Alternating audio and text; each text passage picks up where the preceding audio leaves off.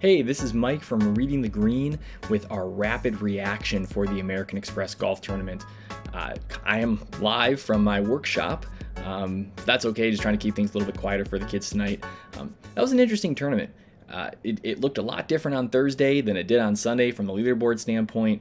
We were talking on Thursday about Rahm and Cantlay looking like men amongst boys in a slightly weaker field, but it didn't really seem like they had too much interest in kind of sticking things out through the weekend. And we'll talk about Rahm's comments that were picked up by a spectator and sent all over Twitter on Sunday morning. But that's besides the point. Hudson Swafford gets it done. Second time he's won the American Express in the last 5 years. He had a great eagle on 16 and another birdie on 17 to shut the door. Got to celebrate with his son on 18 after the win. So great experience for him. It could have been any of 7 or 8 guys to close it out, including what would have been a huge playoff if things held. One of our guys that we like to talk about a lot at Reading the Green, Tom Hoagie, didn't quite get it done. Certainly had a chance to get his first PGA Tour win.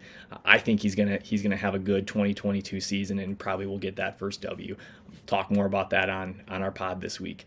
From a contributor standpoint, Brandon Gadula from Number Fire taking the top spot this week. Not someone we see too often in that top spot, but behind Patton Kazire and Lanto Griffin, those anchored his picks and brought him some really good scoring this week.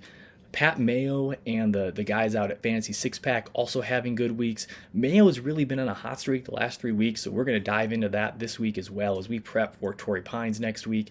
And then the model overall, the RTG model, Power Index really strong again. Our top 3 players in the Power Index, Jon Rahm, Russell Henley, KH Lee, all having pretty good weeks, making the cut. Would have been a great place to start your lineups for the American Express. So a lot to unpack this week in our weekly podcast as we preview the Farmers Insurance Open.